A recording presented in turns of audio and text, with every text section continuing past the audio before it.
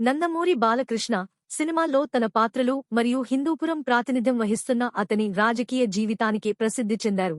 అతను తరచుగా అతనిని నిర్వచించే అభిరుచి మరియు నిగ్రహాల మిశ్రమాన్ని ప్రదర్శిస్తాడు. తనతో సన్నిహితంగా మెలగాలని భావించిన అభిమానులు అనుకోకుండా అతని ఆగ్రహాన్ని ఎదుర్కొన్న సందర్భాలను అతను ఎదుర్కొన్నాడు.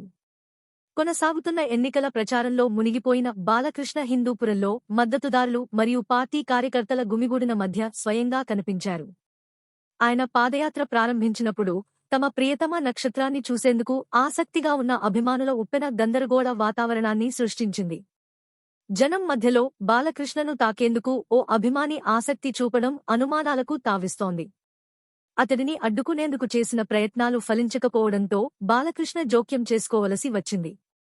వేగవంతమైన చర్యతో అతను అభిమానిని చాలా దగ్గరికి రాకుండా అడ్డుకున్నాడు, సున్నితంగా సలహా ఇచ్చాడు. అయితే ఈ సంఘటన బాలకృష్ణను మరోసారి అస్థిర వ్యక్తిగా చిత్రీకరిస్తూ సంచలనాత్మక హెడ్లైన్లకు త్వరితంగా మారింది. అయినప్పటికీ తెర వెనుక నిజం భిన్నమైన కథనాన్ని విప్పుతుంది. తన స్థానంలో ఉన్న చాలామంది ప్రైవేట్ సెక్యూరిటీపై ఆధారపడే వారిలా కాకుండా బాలకృష్ణ తన దృష్టి కోసం పోటీ పడుతున్న అభిమానుల నిరంతర ఘోషతో విభేదిస్తున్నాడు. బాలకృష్ణ అభిమానులు అంకితభావంతో ఉన్నప్పటికీ అతని పరిస్థితి సంక్లిష్టతలను అర్థం చేసుకుంటారు. వారు సోషల్ మీడియా ద్వారా తమ అభిమానాన్ని వ్యక్తం చేస్తారు.